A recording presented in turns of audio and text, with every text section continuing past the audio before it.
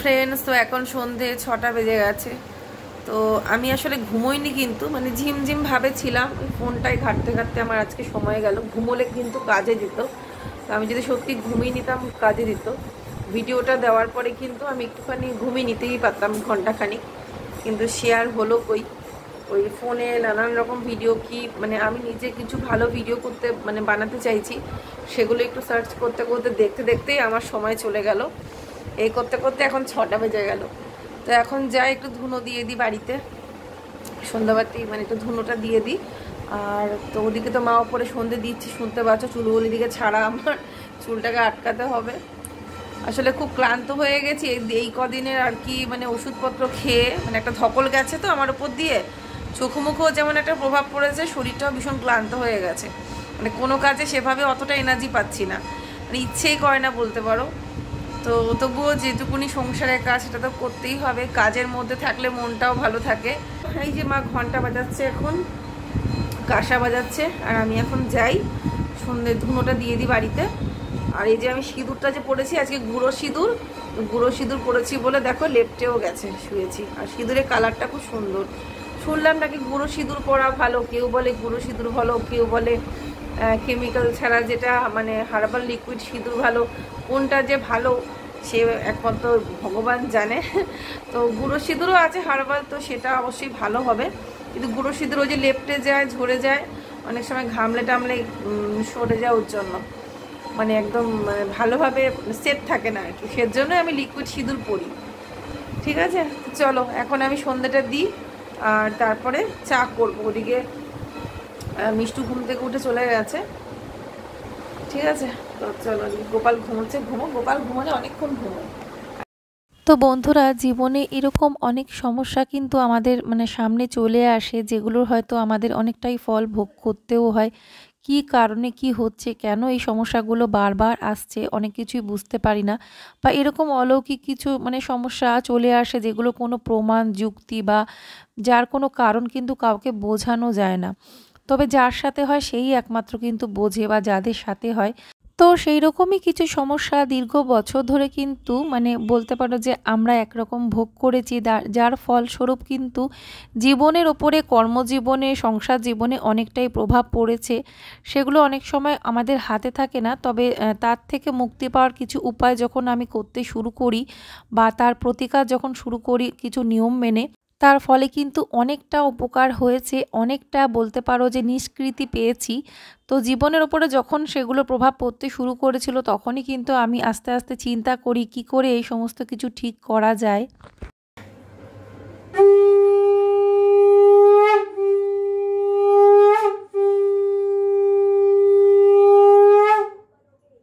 তো এবারে চলো তোমাদেরকে কিছুটা বলে দিই। যেমন আমি এখন ধুনো দিচ্ছি, তো ধুনোর মধ্যে তো এমনি নর্মালি নারকোলের খোসা, যেটা নারকোলের ছোবা বলে, তার মধ্যে কর্পূর মিশিয়ে ধুনো দিয়ে তো ঠাকুরকে প্রথমে ধুনোটা দেখিয়ে দিই। তারপরে সেই ধুনোর মধ্যে দুটো জিনিস কিন্তু আমি মিশিয়ে দিয়ে পুরো বাড়িতে সেই ধুনোর ধোঁয়াটা দিয়ে দিই। সেটা একদম মেন গেট থেকে শুরু করে বাড়ির প্রত্যেকটা কোণা, বারান্দা, বাথরুমের দুয়ার থেকে শুরু করে টোটাল। আর শনিবারে স্পেশাল একটা ধুনো দিই, সেটা কিন্তু আমি বাথরুমেও দিই, সেটাও তোমাদের একদিন বলবো। তো এখন দেখো ডেইলি যেটা আমি করে থাকি, ধুনোটা ঠাকুরকে দেখানোর পরে কিছুটা ওই দুটো মতো দিয়ে দিই গোটা তেজপাতা, তার সাথে 5টা মতো লবঙ্গ, যেটা হচ্ছে ফুলআলা। এর আগেও হয়তো আমি তোমাদেরকে ভিডিওতে শেয়ার করেছি। তো এইটা কিন্তু পুরো বাড়িতে আমি ধুনোটা দেখিয়ে দিই, মানে অনেকটা কিন্তু বেশ ভালো ধোয়া হয়। তো একটু বেশি করে ছোবা দিলে, মানে বেশি বড় জায়গা হলে মানে চারিদিকে দেখাতে একটু সময় লাগে। তো এটা কিন্তু পুরো বাড়িতে আমি ধুনোটা দেখিয়ে দিই। তো তারপরে এখন দেখো আমি চা করতে চলে এসেছি। আরও কয়েকটা নিয়ম তোমাদের সাথে আজকে শেয়ার করব। তো দেখো, সংসার জীবনে একটু ভালোভাবে থাকতে গেলে কিন্তু আমাদের কিছু নিয়ম মেনে চলতে হয়। আমাদের বাড়ির মানে বাস্তু বলো, যে কোনো কিছু সমস্যা অনেকের বাড়িতেই আমাদের থেকে থাকে, যেগুলো হয়তো আমরা অনেকেই মাথা ঘামাই না, বা অনেকে মনে করি যে এগুলো কোনো ব্যাপার না। কিন্তু এগুলোর একটা প্রভাব কিন্তু থাকে, যেটা কিন্তু বলতে পারো যে আমাদের যে এই বাড়িটাই হচ্ছে তার জলজ্যান্ত মানে প্রমাণ আর কি। তো সেটা আগে আমরাও কেউ বিশ্বাস করতাম না, বিশেষ করে আমার ফ্যামিলি ব্যাকগ্রাউন্ডে যারা আছে তারা তো কেউই এসব মানেনি কোনো দিনই, সেটা দাদু, ঠাকুমা, জেঠিমা, আমার বাবা, যেই হোক না কেন, টোটাল মানে মাও কোনো দিনও মানতো না। তো মা তো এখন রিসেন্ট মানে মা যখন হাতে নাতে সেই প্রমাণগুলো দেখতে পাচ্ছে, মানে সমস্যাগুলো মা নিজে চোখে দেখছে বা কানে শুনতে পেয়েছে, তারপরেই কিন্তু এগুলো আমরা মানতে শুরু করেছি। তো সত্যি কথা বলতে আগেও কোনো দিনও এগুলো নিয়ে মাথা ঘামায়নি।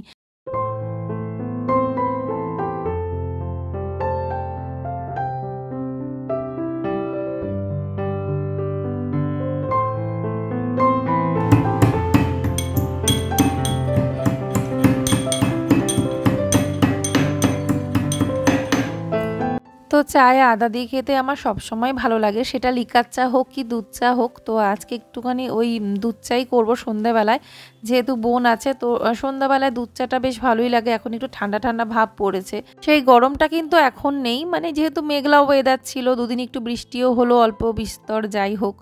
তো সেজন্য আর কি বেশ ভালো লাগে এরকম ওয়েদারে। এই তো সামনে যখন প্রচণ্ড গরম পড়ে যাবে তখন তো চাই খেতে ইচ্ছে করবে না, দুধ চা কি লিকার চা, তখন তো মনে হয় শুধু একটু কোল্ড ড্রিঙ্কস বা একটু কোনো মানে হেলথ ড্রিঙ্ক যেটা ঠান্ডা হবে, কোনো জুস, এগুলোই খেতে মানে ভালো লাগে বা ইচ্ছে করে। এই চা জিনিসটা কিন্তু এখন একটু তাও ভালো লাগছে। তো হ্যাঁ, অবশ্যই সকালবেলার দিকে 1 কাপ চা না হলে সত্যিই চলে না, সন্ধ্যাবেলার দিকে আমার না হলেও চলে। তো 3 কাপ চা নিয়ে নিলাম, ওদিকে মার জন্য লিকার চা, এখানে বোনকে দিলাম, আর এখানে এই যে ও ছেলেকে একটু খাইয়ে দিচ্ছে। আর ছোটোটা এখন ঘুমোচ্ছে না, ও শুয়ে আছে, তোমাদের দেখাবো চলো। ওদিকে একজন তো রয়েছেই সবসময় ওকে পাহারা দেওয়ার জন্য, মানে ওর সঙ্গী এখন, ওর সাথেও গল্প করে, হাসে, একটু পরে তোমাদের আরেকটু দেখাবো। তো সারাক্ষণ আর একদম সে আ আ করে গল্প করেই যায় মিষ্টুর সাথে। আর আমি যখন কোলে নিয়ে ওকে আদর করি, ধরো কোলে রাখছি, তখন তো আমি ভিডিও করি না, তাই হয়তো তোমরা আমার কোলে ওকে বেশি দেখতে পাও না। হ্যাঁ, আমার ভিডিওটা যদি কেউ করে দেয় তাহলে সেটা আলাদা ব্যাপার, বা আমি যদি বলি একটু ভিডিও করে দেওয়ার জন্য তাহলে হয়তো সেটা ভিডিওতে রাখতে পারি। বাট আমি যখন ওকে কোলে নিই, কোনো একটা সময় হয়তো নিলাম, তখন আমার হাতের কাছে হয়তো ফোনটাও আমি রাখি না। তো ক্লাস হচ্ছে, রিসার্চ আর্টিকেল যেটা লিখছিলাম সেটার উপর একটা ডিসকাশন চলছে।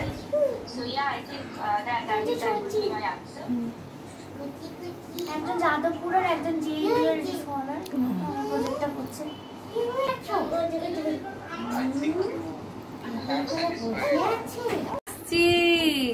এই যে এটা কে, এটা কে, এটা কে, কে কে কে আসছি বাবা,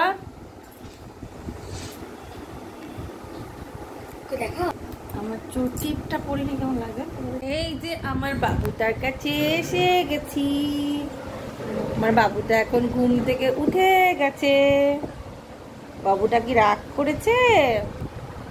টিপটা পরা হয়নি, মানে মুখ চোখ ধুয়েছে না বিকেলবেলা, দিয়ে টিপটা পরা হয়নি। তো এখন বানাবো বিরিয়ানি, তার জন্য এখানে সোয়াবিনটা সেদ্ধ করে নিয়েছি, ভাজবো ঘিয়ের মধ্যে। আর এই যে আলু সেদ্ধ করে নিয়েছি, আলুগুলোকে আগে ভেজে নেব, তারপরে সোয়াবিনটা ভাজবো, দিয়ে মশলা দিয়ে কষাবো, বিরিয়ানি মশলা দিয়ে, নর্মালি যেরকম মশলা দিয়ে কষানো হয়, কষিয়ে রাইসটা হয়ে গেছে। এই যে রাইস ফ্যান ঝরাতে দিয়েছি, একটু ভাত পড়ে গেছে আমার ফ্যান গালতে গিয়ে আজকে। তো যাই হোক, এখন এই ভাতটা একটুখানি হালকা শক্ত নামিয়েছি। তো সবার আগে এখন আলুটাকে ভেজে নিই, আলু ভেজে তুলবো, তারপরে সোয়াবিনটা ভাজবো।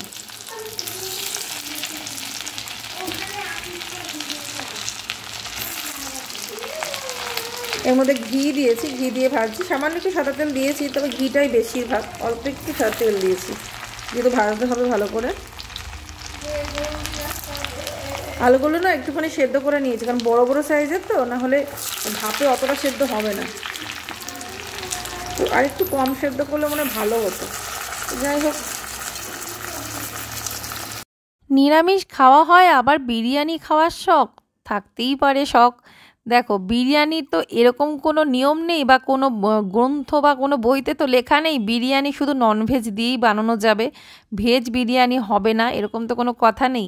আজকাল যারা ঠাকুরকে ভোগ দেয়, অনেক ঠাকুর বাড়িতেও কিন্তু এরকম বিরিয়ানি বানানো হয়, দেখবে স্কনের দিকে অনেক জায়গায় আর কি, গৌড়া মঠের শিষ্যরা যারা ঠাকুরকে কিন্তু অনেক কিছু বানিয়ে বানিয়ে যেগুলো ভোগে দেয়। তো এখানে রাইসটা রেডি, মানে আর এই যে এখন সোয়াবিনগুলোকে জল থেকে চিপে নেব।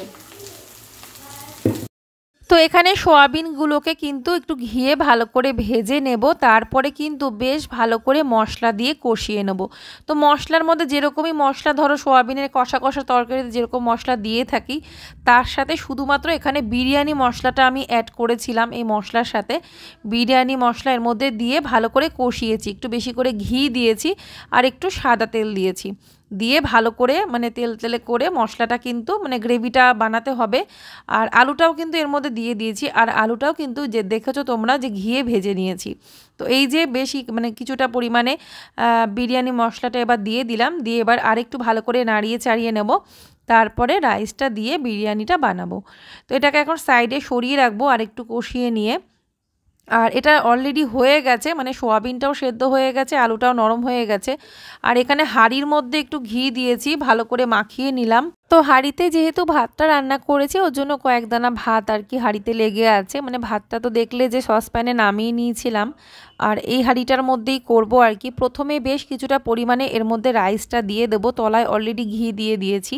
তো আমি যেভাবে জানি দেখো সেভাবে বানাচ্ছি, হয়তো আরও কিছু দেয় বিরিয়ানিতে আমি জানি, যেমন আতর দেয়, অনেকে আবার একটু গোলাপ জল দেয়, একটু সামান্য দই দেওয়া হয়। তো অত শত আমি দিচ্ছি না, মানে প্লেন সিম্পল বানাচ্ছি।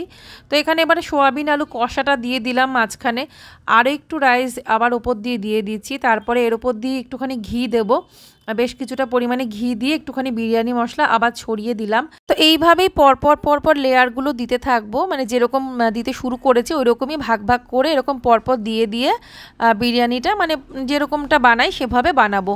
তো অনেকটাই কিন্তু আছে, মানে কিন্তু রাইসটা এখানে মনে হচ্ছে অনেক বেশি, এক হাঁড়ি ভর্তি হয়ে গেল, যেহেতু এত বড় বড় আলু মশলা সোয়াবিন দেওয়া হয়েছে মাঝখানে, তার জন্য কিন্তু হাঁড়িটা একদম ভরে গেছিলো। তো এই হাঁড়ির মাপ যেটা, মানে আমরা যে কজন আছি সে কজনের একদম ঠিকঠাক মানে পেট ভরে খাবার হয়ে যাবে। তো যাই হোক, এখন দেখো সবার লাস্টে একটু বেশি করে ঘি দিয়ে দিলাম আর একটু বিরিয়ানি মশলা দিয়ে এবারে ঢাকাটা দিয়ে দেবো। ঢাকাটা দিয়ে তার উপর দিয়ে মানে সাইড দিয়ে আর কি এয়ার টাইট করে দিতে হবে। আর আরও একটা জিনিস কিন্তু করতে হবে, যেটা তোমরা জানো কি না আমি জানি না, হয়তো জানো, এই তাওয়ার ওপরে কিন্তু বসাতে হয়, ডাইরেক্ট একদম গ্যাসে বসালে অনেক সময় লেগে যেতে পারে। মানে দম বিরিয়ানি যেটা, তার জন্য কিন্তু একটা তাওয়া বসিয়ে তাওয়াটাকে বেশ ভালো করে গরম করে তারপরে হাঁড়িটা দিতে হবে, তাহলে কিন্তু বিরিয়ানিটা বেশ ভালো হয়। তো এখানে চারিদিকটা এবারে আমি এয়ার টাইট করে দিলাম, একটুখানি আটা মেখে নিয়ে চারিদিকটা পুরো সিল করে দেব, যাতে কোনো রকম একটু হাওয়া বাতাস ঢুকতেও না পারে বেরোতেও না পারে। তো সেই রকমই করে দিচ্ছি। এবারে দেখো পুরো দম বিরিয়ানির মতো একদম থাকবে কিছুক্ষণ। যখন দেখবো এই আটাটা শুকনো হয়ে গেছে তখনই মনে করতে হবে যে বিরিয়ানি রেডি। তো ওইটুকুনি সময় অপেক্ষা করতে হবে। ততক্ষণে আমি আমার কাজগুলো সেরে নেব, যেটুকুনি যা বাসন আছে সব মেজে ঘষে পরিষ্কার করে চারিদিকটা পরিষ্কার করে রান্নাঘরটা ঠিকঠাক করে নেব। তো এই যে বিরিয়ানি বসিয়ে দিলাম। তো এক হাঁড়ি হয়েছে, কিন্তু মানে অনেক আমরা সবাই অনেকেই আছি, মানে সবাই মিলে খেলে শেষ হয়ে যাবে। বিরিয়ানি কি বলো তো বেশি হয় না। আর কিছুটা ভাত আমি তুলে রেখে দিয়েছি, হয়নি এখনো, সবাই ওয়েট করছে কতক্ষণে খাবে, সবার খিদে পেয়ে গেছে। তো এই যে আটাটা, এটা কিন্তু আমি নষ্ট করব না, এই আটার এটা আমি রেখে দেবো, কালকে সকালে গরুকে খেতে দিয়ে দেবো। তো এই যে এবারে আমি বাসন মেজে নিচ্ছি, চারিদিকটা খুব ভালো করে পরিষ্কার করে নিলাম। আর আরও একটা কথা, মানে সংসারে একটুখানি সুখ শান্তি সমৃদ্ধি যদি আমরা মনে করি যে সবসময় ঠিকঠাক থাকবে, তাহলে কিন্তু কিছু জিনিস আমাদের অবশ্য করেই মানতে হয়। যেমন রান্নাঘরে কোনো সময় এঁটোকাটা রাখতে নেই, মানে রাতের বেলা যে আমরা অনেকেই বাসন মাজি না, তো সেটা কিন্তু উচিত না। যদিও বা বাসন না মাজতে পারা হয়, তাহলে কিন্তু একটুখানি ওই মানে ধুয়ে রেখে দেওয়া উচিত, কোনো রকম এঁঠোকাটো যাতে বাসনে না লেগে থাকে। আমি যেমন কোনো রকম এঁঠো বাসনই রান্নাঘরে রাখি না, মানে এমনি রান্নার বাসনটাই থাকে, এঁঠো থালা কিন্তু আমি সাথে সাথে মেজে ফেলি, মানে এঁঠো বাসন পড়ে থাকে না, মানে খাবার থালা যেগুলো।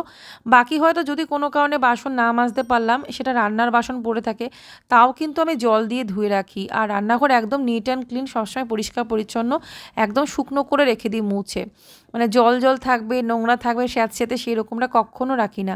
আর এঁটোকাটা ছড়িয়ে তো রাখতেই নেই, আর সবসময় একটু অর্গানাইজ করে জিনিসপত্র রাখা উচিত। আর আমরা কিন্তু এটা জানি, বাসি কিচেনে কখনো উনুন ধরাতে নেই, সবসময় হয় ঝাড় দিয়ে নিয়ে নয়তো মুছে নিয়ে তারপরে কিন্তু গ্যাসটা জ্বালাতে হয়।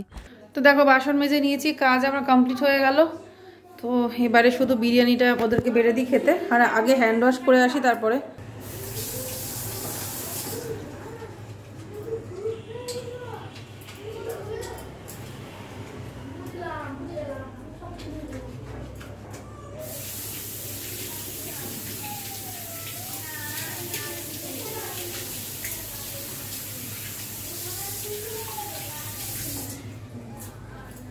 তো এখন এই যে ওদেরকে খেতে দিয়ে দেব।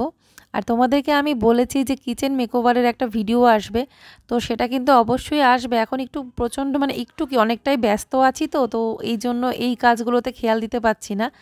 এই তো কটা দিন যাক, তারপরে ভিডিওটা বানাবো। আমি সব রেডি করছি এক এক করে। কিছু জিনিস আসলে আমি নিজে হাতে দেখে একটু কিনবো, তার জন্য যেতে হবে আমাকে। আমার হাজব্যান্ড বলেছে নিয়ে যাবে, তো কিন্তু এখন আমি একটু বেরোতে পারছি না, একটু ব্যস্ত আছি। তো যাব, সেগুলো কিনবো, সব কিছু গুছিয়ে নিয়ে সুন্দর করে ভিডিওটাও বানাবো, আর আমার রান্নাঘরটাকেও আমি মনের মতো করে একটু সাজাবো, সেটা তোমরা অবশ্যই দেখতে পাবে। তো এখানে সবার আগে দেখো গোপালের থালাটা বেড়ে নিচ্ছি। তো গোপালের আবার আলুটা অতটা পছন্দ না, সেজন্য এক একজনের 2 পিস করে আলু দিয়েছি, কিন্তু ওর জন্য আমি 1 পিস আলু দিলাম, কারণ আলু পছন্দ করে না, তো সেই কারণেই। তো চলো এখন ওদের খেতে দিয়ে দিই। আর ওরা বসে আছে, অলরেডি টেবিলে বসে পড়েছে, ওদের খিদে পেয়ে গেছে আসলে। আর খাবারটা মানে এই খাবারটা ওরা সবাই খুব পছন্দ করে, তো কখন হবে বাচ্চাদের একটা কৌতূহল। আর সত্যি কথা বলতে রান্নাবান্না করে বাচ্চাদেরকে খাওয়ানোর একটা আনন্দই আলাদা। ওরা যখন খেয়ে খুব মানে খুব তৃপ্তি পায় না, আনন্দ পায়, তখন সত্যিই খুব ভালো লাগে। অনেক ভালো। ভালো আছে? হ্যাঁ তাই তো। বাবু খা, শান্তি মতো খা। আরে তো খাওয়া দাওয়া তো হয়ে গেছে আমাদের সকলের। তবে তোমাদের সাথে একটা জিনিস আমি শেয়ার করছি, যেটা হচ্ছে আমি এই নিয়মটা কিন্তু নতুন করে শুরু করেছি। এটা একটা দিদির কাছ থেকে, একটা দিদির ব্লগ দেখে, যেটা হচ্ছে রান্নাঘরে নাকি রাতের বেলা মানে মা লক্ষ্মীর তো পরিদর্শনে আসে, সেটা আমরা জানি, কিন্তু একটা নিয়ম যেটা আমার নতুন করে এখন করতে বেশ ভালো লাগছে, একটু খাবার রেখে দেওয়া, একটু জল আর একটু বিস্কুট হোক, যে কোনো খাবার সকালবেলায় সেই জলটা গাছের গোড়ায় দিয়ে দিতে হবে। আর ওই খাবারটা মানে পাখিকে বা একটু ছড়িয়ে দিলে কোথাও, কোনো একটা পাখি হোক যা হোক কিছু একটা খেয়ে যায়, মানে ওটা নাকি ভীষণ ভালো। তো সত্যি কথা বলতে আমার নিয়মটা করতেও না খুব ভালো লাগছে। আর সত্যি কথা বলতে এর কিন্তু প্রভাব কিন্তু আস্তে আস্তে আমি জীবনে অনেকটাই পাচ্ছি। আর এই যে এই রেমেডিটা কিন্তু দারুণ কাজ করে, এটা আমার নিজস্ব।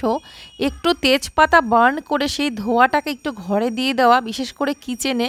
ধরো ঘুমোতে যাওয়ার আগে রান্নাঘরটা পরিষ্কার পরিচ্ছন্ন করে একদম নিট অ্যান্ড ক্লিন করে তারপরে একটুখানি তেজপাতা এরকম জ্বালিয়ে একটু ধোঁয়াটা দেওয়া, এটা যে কতটা লক্ষ্মীশ্রী বা কতটা পজিটিভিটি আনে তোমরা ভাবতেও পারবে না। একবার ট্রাই করে শুধু দেখো, না হলে তোমরা কর্পূর জ্বালাতে পারো বা কোনো চন্দন ধূপও জ্বালাতে পারো, তবে এই নিয়মটা একবার করে দেখো, তাহলেই বুঝতে পারবে। তো ভিডিওটা কেমন লাগলো অবশ্যই জানাবে। আজকের মতো টাটা, রাধে রাধে।